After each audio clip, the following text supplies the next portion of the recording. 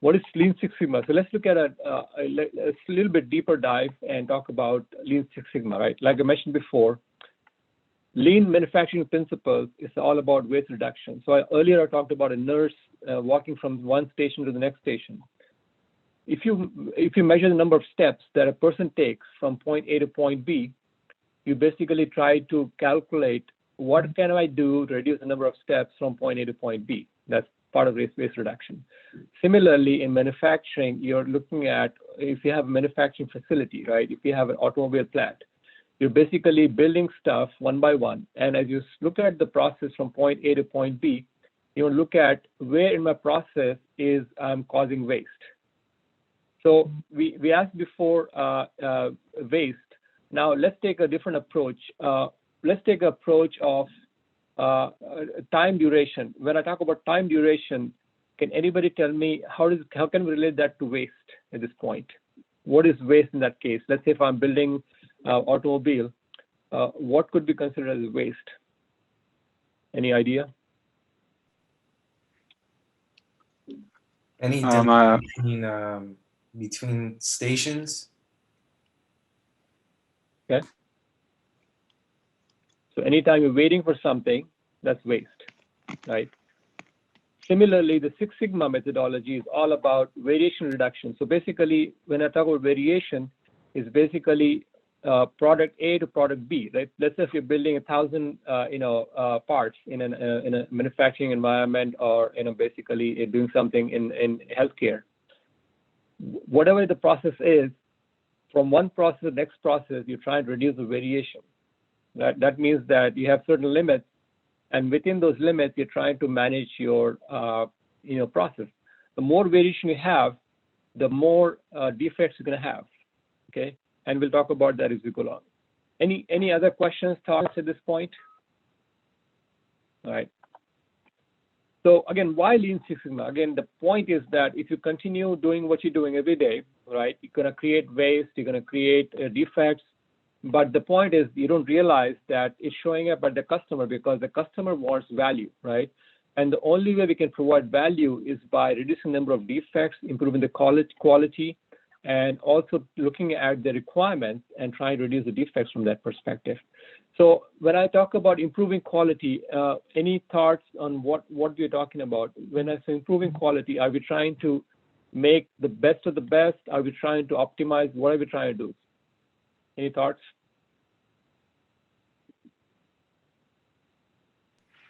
Would that include standardization in products that you use? Just an example, during manufacturing, instead of using 1,000 different types of nuts and bolts, try to standardize and reduce the number of parts or different parts during a manufacturing process? Absolutely. So basically, Terry hit right on the head, that in manufacturing, a lot of times we use standard parts. And if you take a different approach, let's say if you talk about general office work, right, and doing, documents, if you use templates, standard templates, that's part of improving quality, right? So I just want to make sure everybody is on the same page. Excellent. And furthermore, as we talked about, right, basically when you have a defect-free organization, basically you're creating innovation so that people actually think about creative ideas, how to develop new designs, new opportunities at this point. So what is Six Sigma? We're going to take a deeper dive now. So as you can see that it's all about 5 steps. We'll cover more of that. So Six Sigma is all about applying 5 principles step by step. The first was called define. Second one is called measure. Third one is called analyze. Fourth one is improve. And finally, last one is control. So basically, people call it DMAIC, okay? DMAIC. So we're going to look at an actual example as we go past that. So the whole purpose behind Six Sigma, like I said, is a structured methodology to get to the best level of quality, right? And by doing what we're doing is basically reducing the number of defects in the product or the service, right? And I have this note here called DPMO. So I'm going to show you how that's applied in a particular circumstance. So if you're at Sigma level 2, basically you're creating 30% defects, okay? If you're 3 sigma level, you're creating a much lower defects, right? So DPMO stands for defects per million opportunities, right? If you're 4 sigma, you're creating less defects at this point, 5 sigma even less, and 6 sigma, you're basically almost top of the line, right? You're creating 3.4 million defects per million opportunities, right? That's a very, very small number. So in a sense, what you're saying is that 99.9996% of your product is acceptable, as opposed to 70% acceptable in a 2 sigma level. So everybody with me so far? Yes. Hopefully. Okay. So the question is that how do we go from sigma level 2 to sigma level 6? Do you think that it's going to be overnight? Let me go to Rabia because I know her. No, it can't be done overnight. It takes a lot. Okay. So do you know what it takes, Rabia, to go from level 2 to level 6?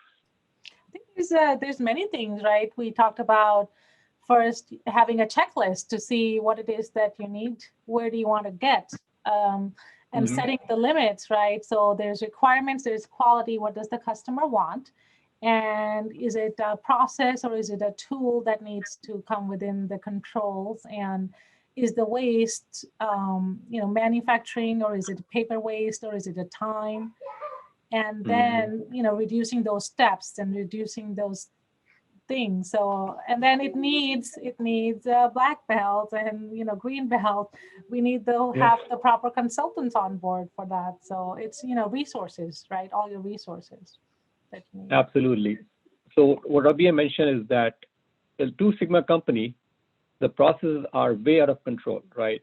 And the reason it cannot go from 2 sigma to 6 sigma is because you cannot say overnight, I'm going to basically make progress and go forward. It has to be down from the foundation. That means that the standardization, the standards, the processes, the quality, everything has to grow together. So that's why it's so difficult. Excellent. Thank you, Rabia. All right. So we're going to move on. So let's talk about variation, right? So this is basically a visual I'd like to share with you. So basically the one that we have here, which is basically your large spread, right? Which is basically your,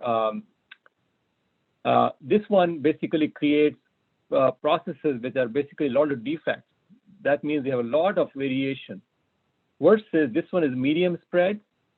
And then this is the smallest spread. So what you want from 6 sigma is to get the smallest spread possible in the process. Okay, does that make sense? Hopefully. Yes. Right. So let's talk about now lean, right? So lean basically came about by Toyota Manufacturing Company, and basically they're big on lean manufacturing, right? And one of the premises that they use is something called just-in-time system. Anybody know what that is? Just-in-time. You don't have inventory. It's just in time. So really, no inventory, and as the customer demands, then you go and get it. Yep. So just-in-time means that you want to get product, inventory just enough to build the product that you're building today, and not building and bringing in extra inventory. So basically, just-in-time is all about, I just want to bring in enough components to build, exactly this amount of products. And I don't want to bring any more inventory, so that I want to save money by not storing that inventory in my, stock room at this point. So it's all about, when you talk about lean, it's about basically reducing the inventory, reducing the waste, no defects, and trying to basically give the customer the best value for their money, right? And all it comes down to is this thing that we talked about, which is elimination of waste. It could be wastage in the process, waste in the waiting, any kind of waste that we have, okay? Moving on, what is value? So again, most people don't realize what value means to us, right? For example, if I'm working in an 8-hour day, I may be answering emails for 2 hours. I'm actually producing for 6 hours. So in a typical day, you probably only add value, give or take, right? 6 hours in a day. So from the customer perspective, the customer is willing to pay only the value they're getting for their money, right? So what Six Sigma teaches, that what Lean teaches us, that how to reduce the waste so that we can bring up more value to the product, right? By doing that, you're basically bringing up your whole margin and profit margin. For example, if you have basically a company which has a lot of waste, you're basically wasting money in a way, right? But in this sense, what you're saying is that the whole premise behind this is to bring value, which basically creates more benefits to the customer. Any questions so far? Nope. All right, the next slide is actually interesting. So this is basically a very nice slide that talks about eliminating waste, right? So as you can see here that the gray area, right, is the waiting time. And let me bring up everything here, right? So essentially somebody is waiting 29 days, right, to get the job done for 42 seconds. Believe it or not, this is an exaggeration, of course, but it shows the main point here that whatever the gray area, that's non-value added. That means waiting, basically you're waiting for somebody, you basically have, some kind of a hindrance. And basically, so essentially what you're doing here is transforming from the raw material, right, to the finished goods, right? So as you can see, we have basically a total cycle time, which is basically time you're actually doing something, is only 77 seconds, right? Versus a 70-day lead time. So what do you guys think about that? What is 70 days in this case? Is that value added? What do you guys think? No. Right. So basically, we're saying that 70 days we added just for no reason at all, right? Basically, so idea behind lean is basically how do you reduce this waiting time to maybe 2 weeks or maybe 1 week, right? And by doing that, what you're doing is you're shortening the entire cycle from raw material to the finished goods, right? That's the whole message behind that. All right. Any other thoughts, questions on this one? This is the premise of applying the lean mechanism. All right. Any thoughts, questions? All right. So again, describing what type of waste we have, right? We have transportation, we have waiting, we have defects, motion, anything that basically delays your final product is considered to be waste, right? So again, you cannot name one or two. Basically, more likely you have 7 different wastes, right? You could be doing over processing, maybe applying more processing time to something. You're waiting for something. You're adding more defects to something. So again, the point is that if you're doing something that does not add value, that's a waste. All right. So now we're going to get into more structured stuff, talking about the 5 principles within Six Sigma. The first one is called define. Second one is called measure. Third one is called analyze, improve, and control. Right. And each of these steps is like a project management sequence, and we'll go through that one by one and show you what is done at each of the steps. Okay. So in the define step, what we're trying to do is find out the root cause of a problem, right? We're trying to understand what the problem is and trying to state as best as we can what the problem is so that we can work on it. So let me ask you this. When I say that it's important to define the problem, why is it important to define the problem correctly? Any thoughts?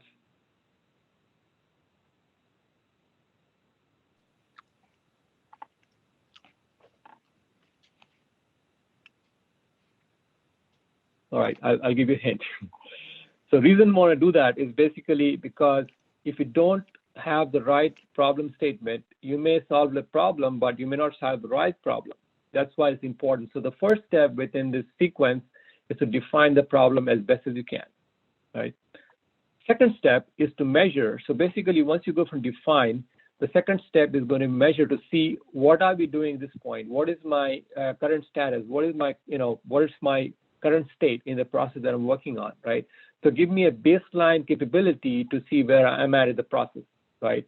So basically define, measure, right?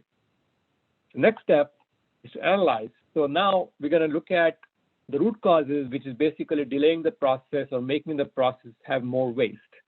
So in this step, what you're going to do is look at every possible scenario where you can basically come up with the root cause of what's causing your delays in the process, right? So this is a very important step.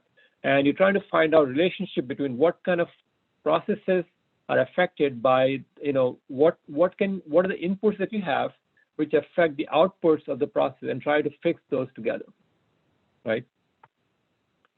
Next step is improve. This is where we're going to actually look at solutions. We're going to apply different things, including something called process improvement, which is Kaizen. Has anybody heard about the word Kaizen before?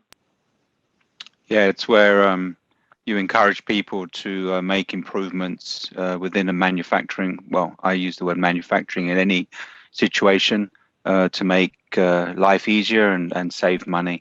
And often this is, from my experience, people who are actually doing the job are encouraged to go to senior management and come up with ideas on how to improve their job, make it more lean, and often they get some type of reward, I believe, for coming up with a Kaizen.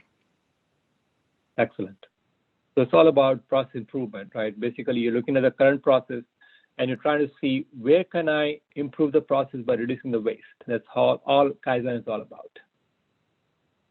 And then last step, of course, is control. Once you have fixed things, right, you want to make sure that everything is in control at this point. And this last step, we want to make sure that we create some standard operating procedures. We like to put together some plans together so that whatever we have done, the hard work we have done, does not go to waste at this point. And part of that we talked about before is the standardization of the process, right? So again, that's the fifth step. Now the question is, which one can we do first between DM, AIC? What do you guys think? Which one should be applied first in you basically coming into a new organization? Any ideas? I assume define in that order. Okay. So ideally you do define, measure, analyze, but what Six Sigma is saying is that depending on the nature of the company, nature of this process, you could basically start any of those steps, right? For example, if we know what the problem is already, then we can jump to measure all of a sudden, right? So again, the point is that it's a revolving circle at this point. Excellent. So now let's look at an example here where a software company is trying to fix the delay in a software bug fix. So basically, the way it works in the software industry, as you know, is people call into the help support, self-help or customer service, and basically they want to get things fixed as soon as possible. So this particular case study is all about how can we improve the lead time, which is basically the time the people have to wait before the software bug is fixed, right? And the goal of the organization is to basically reduce the number of days from 25 days to 15 days, right? And most of you think, oh, what's the big deal about that, right? But actually, it's a big deal because we have to look at every single step. And I'm going to show you step by step how they came about reducing the number of days. And while doing that, basically they use multiple different tools. I'm showing some of them right now. Runchart, Fishbone Diagram, Flowchart, SciPoc. We'll talk about each one of those in this area. Has anybody seen these tools before in your previous experience? Yes. Yes. Excellent. So, I mean, we have done different things in the past. Maybe we have done project management. We have done maybe manufacturing. But some of the tools, for example, the Fishbone Diagram is one of the key elements towards finding a root cause, right? So again, the team basically did some root cause evaluation to find out what kind of process that we have, right? Why is it taking so long? So that's the first step, right? So let's look at the next step. So in the define phase, basically they want to first look at how long it's taking right now, right? So the answer was we're taking 25 days of lead time to fix a software bug at this point, which basically the customer doesn't want. They want to reduce it by 10 days to get to 15 days at this point. So in this case, what they did was basically looked at what is in its scope at this point. So part of the discussion when we're talking about define phase is to look at what do we need to do, because one of the important things about Six Sigma is that you don't want to start doing a big chunk of things, right? You want to look at the low-hanging fruit. So the first thing the team did was to define what is in scope and what is out of scope, right? So I want to make sure everybody understands that. Once they had that established, the second thing they did was go back and establish a timeline, basically from today up to like April 1st, we want to get this thing done, because the shorter time you take, the more tangible results you're going to get, right? So for example, if you take a long project, it may take a long time, but you may not see the tangible results all of a sudden. So in this case, they're very specific to get this done within a certain timeline. All right. Second step, before the second step, so one of the tools they used during the define phase, something called SIPOC, which stands for Supplier, Input, Process, Outputs, and Customers. Now, most of us may or may not have seen this before, but it's a very, very powerful tool which basically defines who's our supplier, right?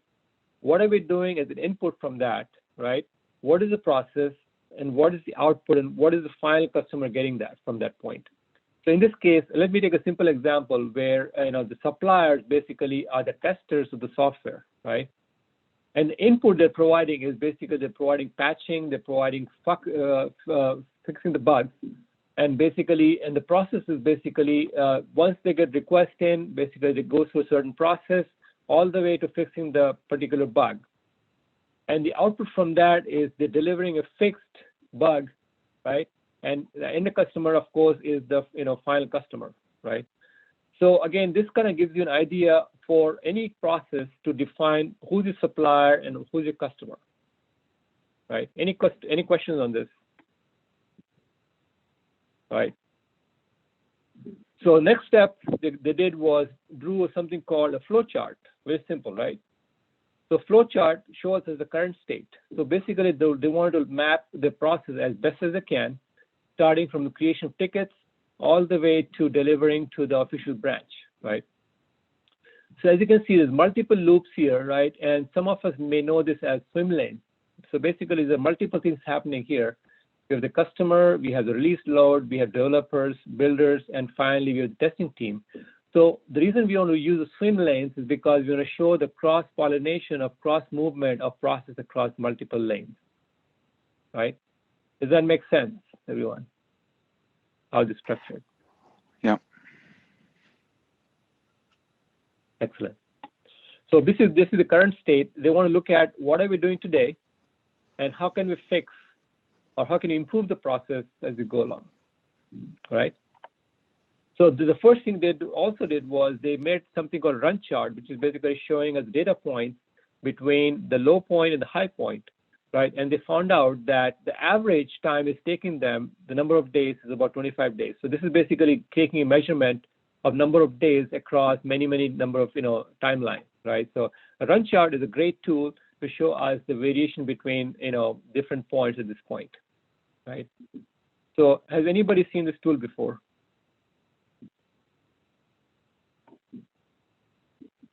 Okay, if not, that's fine. So this is a great, powerful tool that we can use. The second tool they use is something called capability analysis. Okay, again, you may or may not have seen this. This is basically goes back to high school when we did the statistics. So in this case, what we're showing is that this particular process follows something called normal distribution. And just to be sure everyone understands that this is the before situation, right? Before they made the improvement. So the main thing I want to show you here is that basically the average number of days is going to be 25.817 with a standard deviation of 10.568, right? So basically they want to improve this from 25.8 to something close to 15, right? So the way to read this chart is basically that the mean, of course, is going to be somewhere here in the middle, right? And then you can see the lowest point is maybe sometimes 3 days, and sometimes it's up to like over 50 days, right? So there's a lot of variation in the process. So everybody sees that right now? Everybody understands the process? Everybody understands the tool that we're using? Mm-hmm. Excellent. So in the class that we conduct Green Six Sigma, Lean Six Sigma, we use these tools across the board. As we go through projects, we basically use the same tools to find the root cause. Okay? Next step they did was they used basically something called a Fishbone Diagram. And the whole purpose behind a Fishbone Diagram is to show within the process, environment, policies, and people, what kind of causes do we have, right? In this case, they basically came up with some tangible causes, right, which basically they focused on. And finally, they're trying to find out the root cause and how to reduce their lead time by 10 days. So anybody seen this before in your previous experience? Yes. Yes. Excellent. So one of the great things about this tool is that you can apply this to any problem that you have to find the root cause, right? And the way it works is basically once you apply these causes, you cannot focus on every single cause. So what you do is you look at the low-hanging fruit and work on those elements first, okay? And the whole benefit of doing this is basically finding the correct root cause so we can apply that as we go across. All right, let's move on. And then once they did the initial flow chart, then they went back and basically said that now we're going to go back and identify the waste in the process. And the way they did that was basically something called, this is a Kaizen Blasts, okay? Basically, they're showing areas where they can improve the waste or reduce the waste, I should say, right? So once they did that, they went and basically looked at what kind of solution can we implement, and this tool is very powerful as well. This is called basically a solution selection matrix. And the way this works is basically you apply the solution and you're trying to basically you're trying to measure which solution is the best for this case, right? And to make a long story short, basically this is the best solution to implement. So basically that's what they selected in this case, right? Again, we use tools like that in the class. And then finally, they came up with this new future state with the waste removed, right? Which is basically much more streamlined. And by doing this, they're able to gain the performance that they want, right? So basically, this is very, very true to life, how things progress. Any questions so far? All right. So then what they did was they applied the same run chart.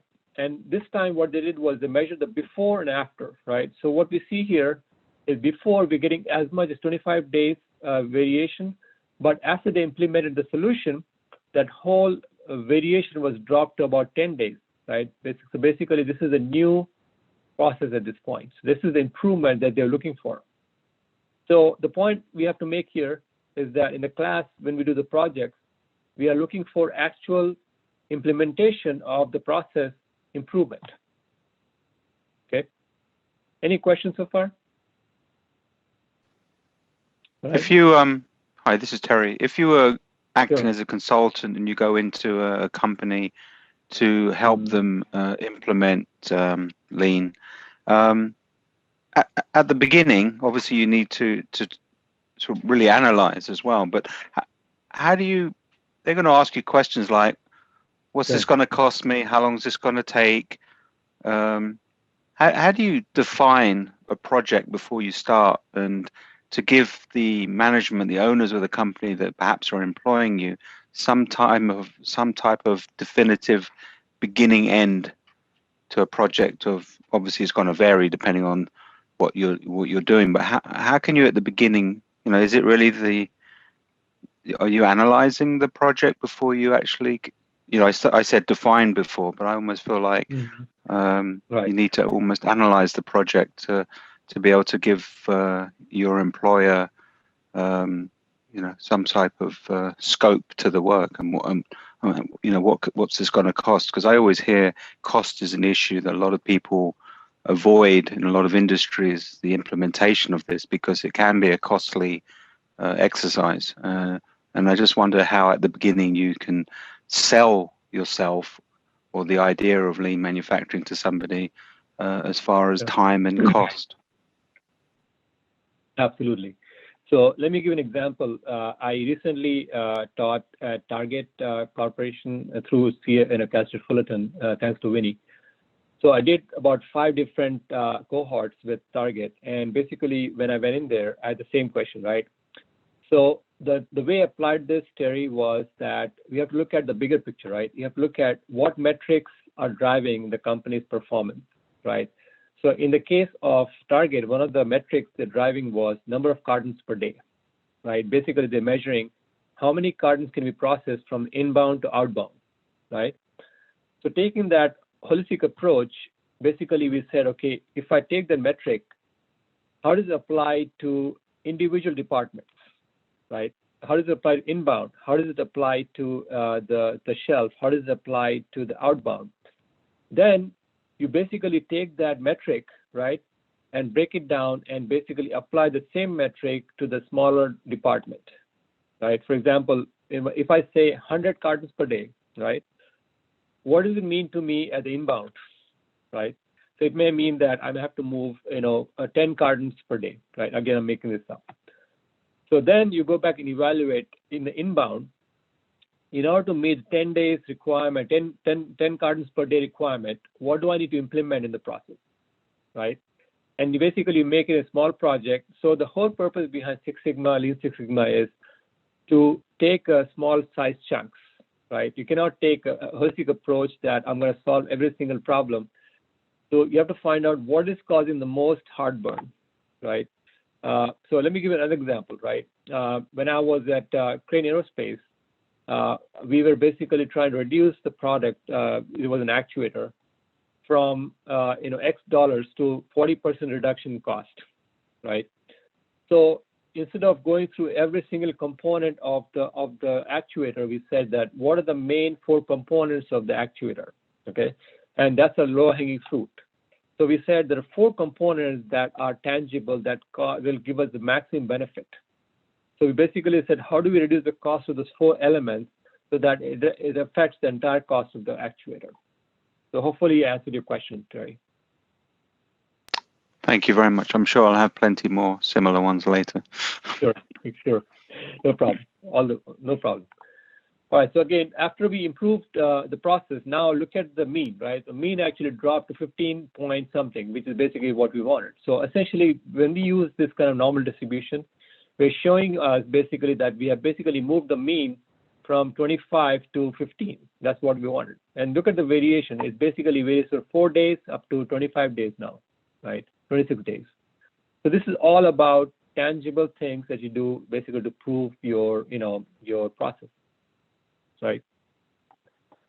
So once everything was done, they went back and applied the control phase where it developed standard operating procedures. They basically applied, the right, standardization, and essentially in doing that, they were able to save about $400,000. And of course, finally, the sign off from the project sponsor.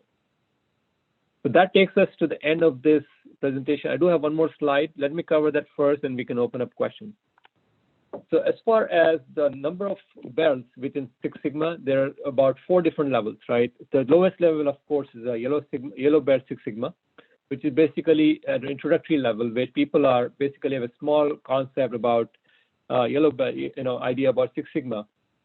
But then next level up, which is basically what we're trying to do here, is Six Sigma green belt, which is basically best of both worlds because you have the knowledge and you're applying the knowledge to solve problems, right?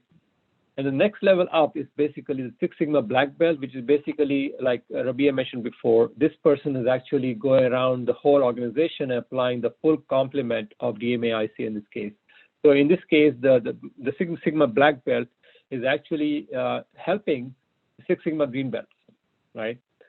Similarly, the last level, of course, is the master black belt, which is basically over and beyond the Six Sigma black belt. So again, the higher you get, the more expertise you have, the more finesse you have. So the point is that what we offer at Castor Fullerton is a Six Sigma green belt, which is give you the certificate between part 1 and part 2 to have you basically qualified effort to apply towards your own experience. So with that said, let's have some questions. Yeah, if I may, this is Danny Haddadi here.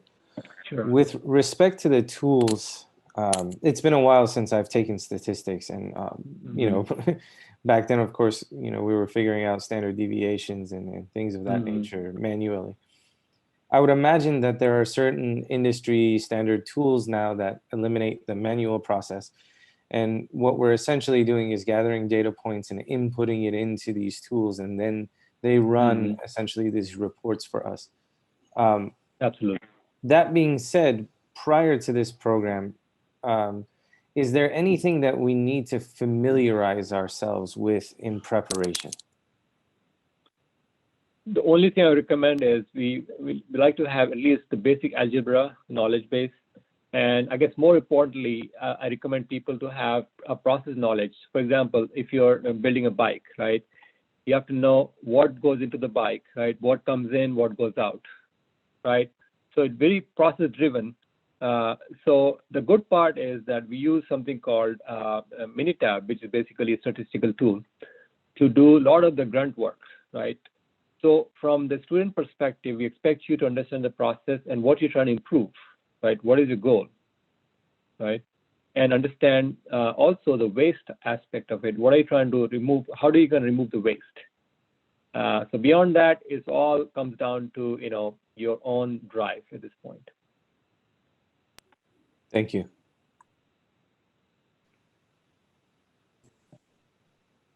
Any other questions? Yeah, Irfan, this is Terry. Obviously, I come from a manufacturing background. Sure. That's what I do in my day-to-day life, and obviously, this Six Sigma reaches across all industries. Doesn't matter if you work in an office or manufacturing. I've heard the expression lean management before as well. Does that fall under this as well, or is that a separate topic altogether? Well, it kind of falls into this in a way. I mentioned about the foundation, right? If you're basically an organization which is applying Six Sigma, right? One of the ways you may decide to do is basically try to have, you know, somebody called, you know, generalist specialist, I should say. So what you're trying to do is minimize the waste, right, by applying the right staff to that. So that's part of lean management. So let me give an example.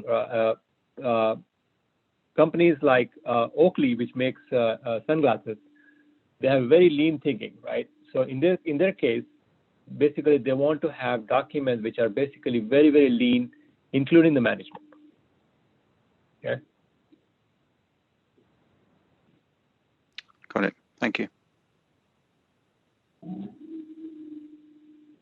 Any other questions? Rabia, you've been very quiet. No, you answered my questions already, so. Great. So again, like I said, this is a very, very structured program that we have. We allow your own projects to be done, you know, whatever project you want to do.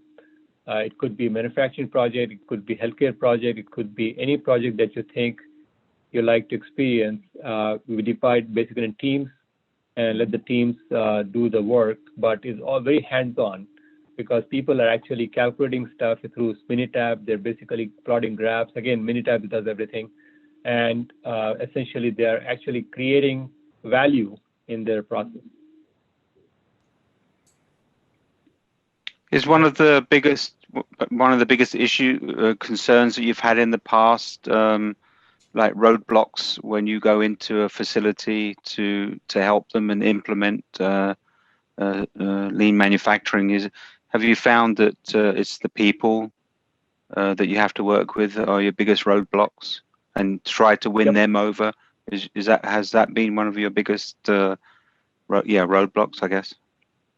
Absolutely. I mean, as we know, change management is the biggest challenge, right? And the other challenge that we have is that when management gets together, right, they don't think about the actual people who are doing the work on the floor, right?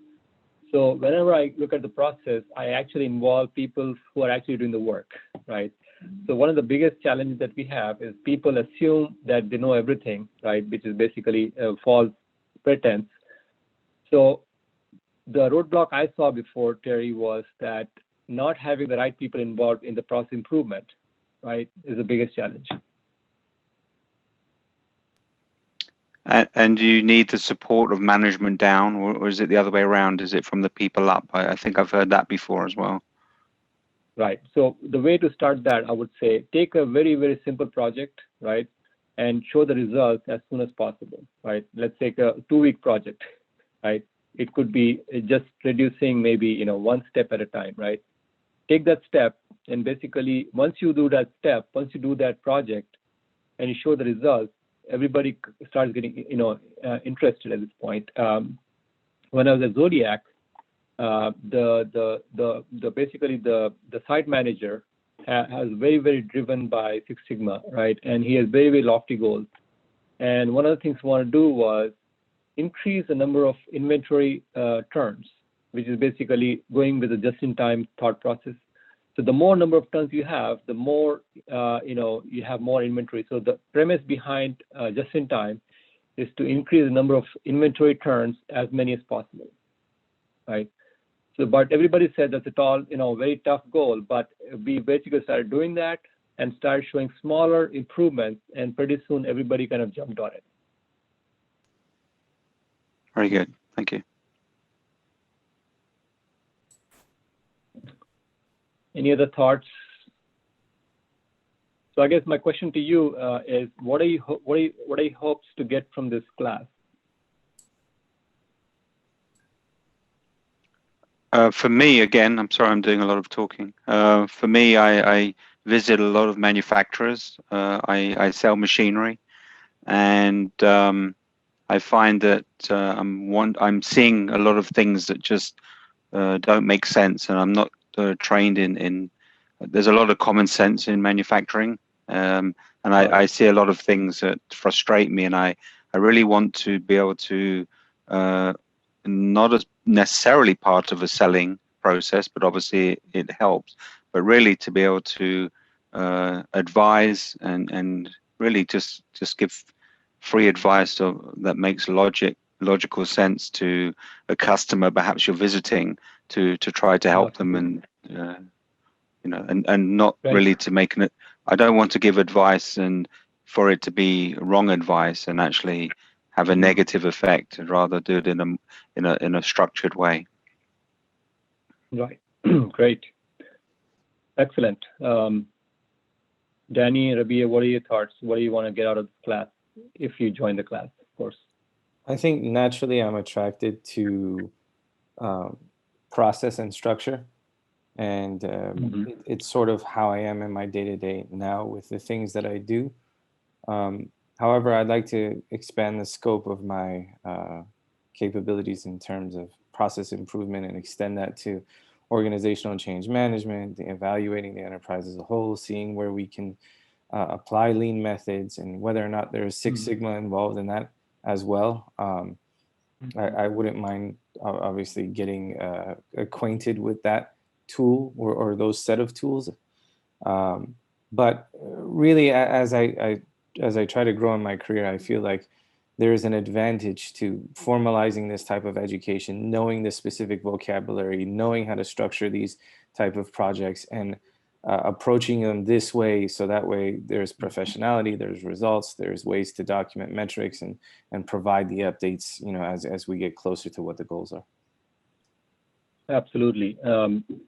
Let me tell you, give an example. When I was at Zodiac, we called ourselves the Six Sigma factory, right? So essentially every day in the morning, we start out at one place near the main office area, and we walked all the way to receiving and back to the same board again. So basically every workstation on the floor, the person who was doing the work, they had a board on the workstation, right? And the whole purpose behind that is to show what is what is the cost, which is basically how many hours need to do something, what is the schedule, how many days do we have, and what is the quality level, and more importantly, what is the safety level. So every day we went through these stations, and the whole premise behind that is to make sure that everybody understands the importance of process improvement. All right. Rabia, any thoughts? These days, especially, I feel that change management, process improvement, all of that, and with my project management background, agile, and then with the Six Sigma, the Kaizen, the continuous improvement part of it, I feel like this all sort of is tying together, and I wanted to explore this to see how, this would complement what I already have. And, because I am a certified tester as well through ISTQB. And this is more on the process side, right? So I feel like they all tie together. And if you do one, I feel like I want to do the other one as well. So this one, you know, it will be right up my alley. So definitely, you know, the continuous process improvement and agile, I think they go together. Absolutely. So I'll give you an example, going back to Zodiac again, right? When we were doing the certification, like Terry probably related to this, Terry, we basically certified the seats, Terry, and by doing the testing in a lab. So basically we took the seat and put it on a sled and basically ran it against hard stop, right? So there was one test that was always used to fail, right? Which is basically called a head injury criteria, right? That test was so random that we could never get our arms around it. So one of the things we used heavily was our Fishbone Diagram, right? We basically said, this is a failure. Let's find out, apply this Six Sigma principles. And believe it or not, 9 out of 10 times we were able to find the root cause. So it's basically, to Rabia's point, project management, Six Sigma, Lean, it all comes together. And Rabia, one of the things I learned from Six Sigma is that you become very good at problem solving, right? You basically, as soon as you see a problem, you start thinking, okay, what is the root cause, right? So the point is that we want to do this project so that everybody understands the importance of applying this principle. Well said. Thank you. How do you deal with when you go to visit a customer, and obviously you're there to help them become more lean, and part of that would be part of the supply chain. The supply chain is outside within something with certain within certain resources. You don't have the ability to reach into the supply chain and get them to become necessarily. You would like them to be lean as well. So if you're right, you know, do you only buy from suppliers that are lean Six Sigma as well, or do you just recognize that you're buying your customer's buying a part from a customer because it is the right part, but they happen to be not a lean manufacturer, so maybe their WIP is you know, or their stock levels, etc. aren't, you know, how do you control which is outside of your control, if you know what I mean? Great point. So let's go to the customer first.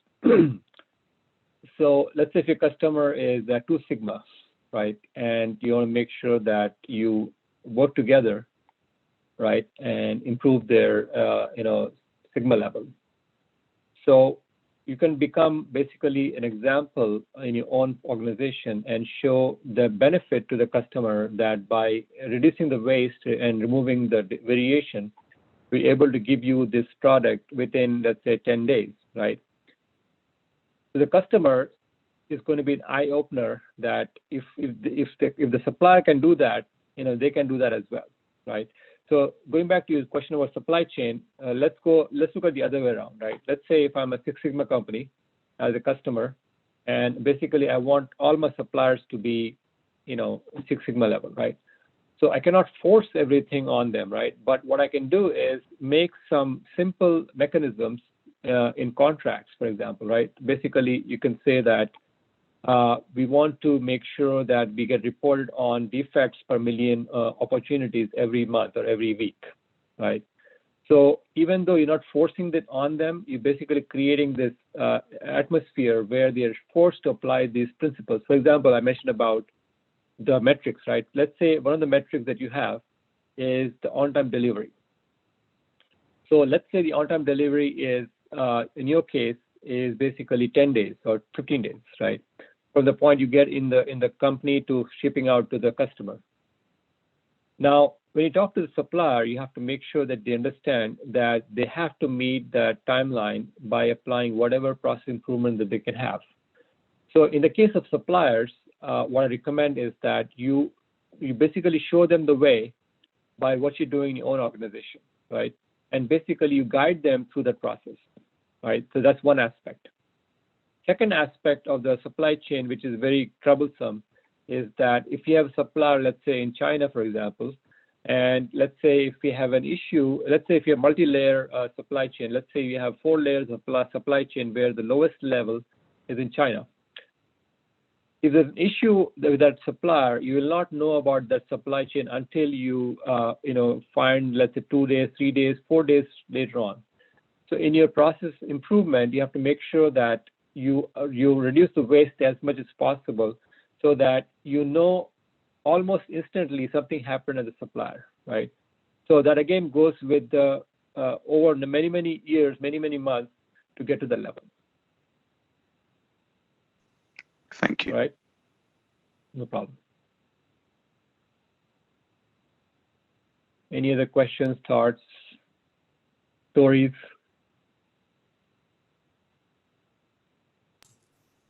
All right. Right. Irfan? Yes. Before we leave, I'd like to share our contact information with our guests. Sure. Yeah, let me share my screen. Thank you so much. That's a great presentation. And I also appreciate our participants sharing, participation, and also the questions. Great discussion.